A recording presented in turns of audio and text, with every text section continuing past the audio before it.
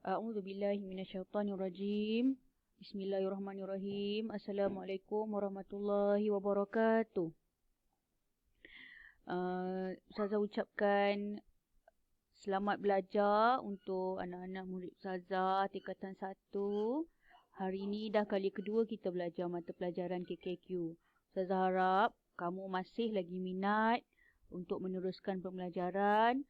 Tidak berlaku merudumnya motivasi dan kamu masih memandang tinggi terhadap ilmu dan masih lagi mengikuti pembelajaran dengan bersungguh-sungguh. Ya, insya-Allah kalau kita mengambil berat ilmu, kita menghargai ilmu, insya-Allah penat lelah kita Allah akan balas dengan kejayaan dan kecemerlangan yang berlipat kali ganda. Apa yang penting kita menghargai ilmu.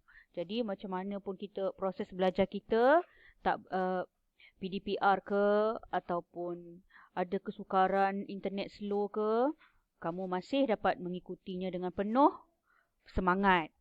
Okey, jadi Ustazah teruskan kelas kedua kita hari ini untuk bidang tajwid. Tajuk yang pertama, pengertian ilmu tajwid dan juga kelebihan mempelajari ilmu tajwid. Okey.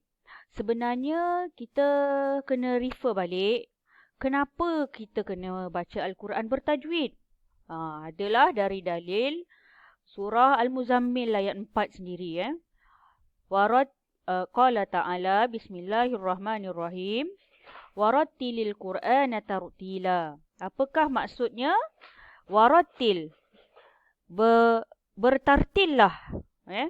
Bertartillah kamu ketika membaca Al-Quran dengan setartil-tartilnya.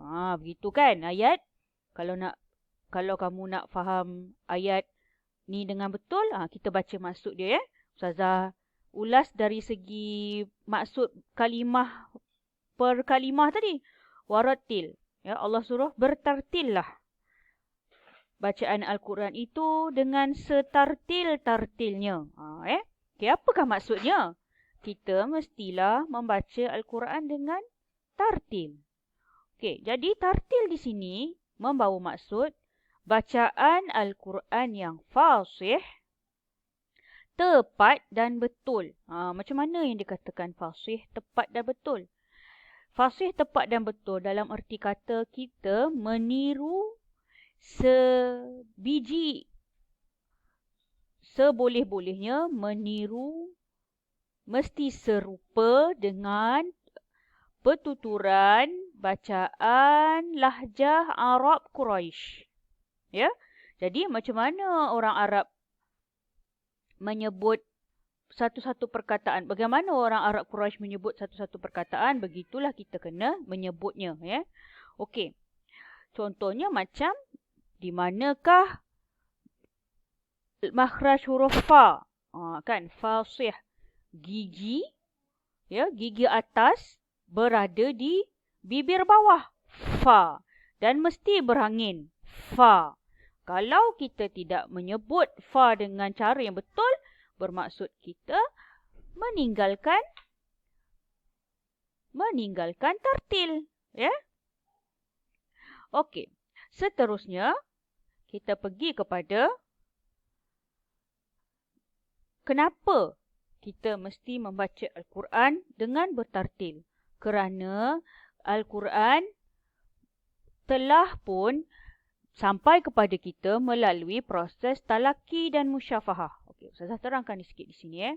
Talaki bermaksud pertemuan. Musyafahah bermaksud bibir.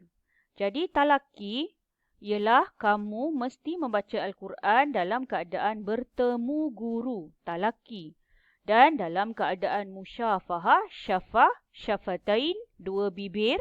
Dalam keadaan musyafahah, mesti meniru bibir guru. Ya. Kerana Al-Quran itu sendiri diturunkan kepada Rasulullah. Rasulullah membacanya kepada para sahabat. Yang para sahabat ini sendiri meniru cara bacaan Rasulullah dalam proses talaki dan musyafahah tadi. Dan proses talaki dan musyafahah tadi berterusan di peringkat tabi'in Akhirnya sampai bacaan Al-Quran itu kepada seluruh umat Islam di dunia. Jadi memang perlu kepada kita untuk membaca Al-Quran secara bertajwid kerana untuk menghargai dan mengaplikasikan sanad, talaki dan musyafahah itu tadi. Jadi kita tidak boleh mengabaikan tajwid dalam pembacaan Al-Quran. Okey. Dan sebenarnya Al-Quran adalah tauqifi daripada sumber asal yang asli. Okey, tauqifi ni ialah bermaksud diturunkan oleh Allah sendiri. Ya, tauqifi ini ialah diturunkan dari Allah sendiri. Al-Quran ialah diturunkan sendiri oleh Allah Subhanahu Wa Taala yang mana sebutan dan bacaannya secara langsung direct dari Nabi, tidak ada perantaraan. Hanya Nabi dan Allah saja yang ada perantaraan, iaitu Malaikat Jibril dalam proses penyampaian Al-Quran. Tapi daripada kita kepada Nabi, ya, bacaan itu sebenarnya langsung terus dari bibir Nabi. Dan di sinilah buktinya Al-Quran itu bukan ijtihad ataupun pendapat peribadi, apalagi olahan para ulama. Ya, Al-Quran bukan pendapat peribadi dan bukan olahan orang berilmu, ya. Itu Al-Quran adalah kalamullah yang mutawatir, ya. Jadi wajib kita membaca Al-Quran dalam keadaan bertajwid. Okey, jadi kita masuk kepada pokok perbincangan kita pada hari ini, iaitu pengertian tajwid. Okey, ya. Tajwid dari sudut bahasa membawa maksud memperelokkan sesuatu. Jadi sebenarnya kalau kamu pernah dengar nama orang Ajwad kan? Ajwad ke, Ajwadi ke. Maksudnya sebenarnya elok. Kerana tajwid ni maksudnya memperelokkan. Jawada, Jawada maksudnya mengelokkan. Jadi, apakah pengertian tajwid dari sudut istilah? Ya, kita mestilah membaca Al-Quran dengan elok dan sempurna. Jadi pengertian tajwid ialah cara-cara, teknik-teknik membaca Al-Quran dengan elok dan sempurna. Ya, berdasarkan hukum-hukum yang telah ditetapkan, merangkumi makhraj dan sifat-sifat huruf, hukum nun mati dan tanwin, mim mati, hukum mad dan hukum waqaf, ibtidak serta lain-lain, ya. Okey, ini ayat panjangnya. Macam mana nak bagi kamu mudah faham? Ustazah dah petakan di sini. Ya, tajwid ialah cara membaca Al-Quran dengan elok dan sempurna. Al-Quran ini silap potong berdasarkan hukum-hukum yang telah ditetapkan. Okey, berdasarkan hukum-hukum yang telah ditetapkan ini merangkumi apakah dia? Mestilah makhraj dan sifat-sifat huruf yang betul, hukum nun mati dan tanwin, mim mati, hukum-hukum mad dan hukum waqaf ibtidak serta hukum-hukum yang berkaitan mestilah tepat, ya. Nah, itulah yang dikatakan bertajwid, ya. Okey, jadi di sini kamu mesti faham betul-betul, bezakan, jangan tertukar. Hukum belajar tajwid fardu kifayah, dan hukum beramal dengan ilmu tajwid ialah fardu ain, ya. Fardu kifayah dalilnya waratilil Quran tartila. Daripada dalil untuk hukum beramal pula, daripada hadis Zaid bin Sabit meriwayatkan, typing error di sini nanti kamu betulkan, ya, masa kamu cetak nota. Okey, daripada Zaid bin Sabit, Sabit. Kamu boleh refer teks yang saya dah share. Daripada Zaid bin Sabit meriwayatkan, Rasulullah SAW bersabda, sesungguhnya Allah menyukai hambanya yang membaca Al-Quran dengan tepat sebagaimana ia diturunkan. Jadi kita kena baca sebiji macam Rasulullah baca, ya. Okey, tujuan mempelajari ilmu tajwid, ya, kita hendaklah kenapa kita belajar ilmu tajwid? Untuk apa? Untuk memenuhi tuntutan fardu ain dan fardu kifayah, sebagai umat Islam.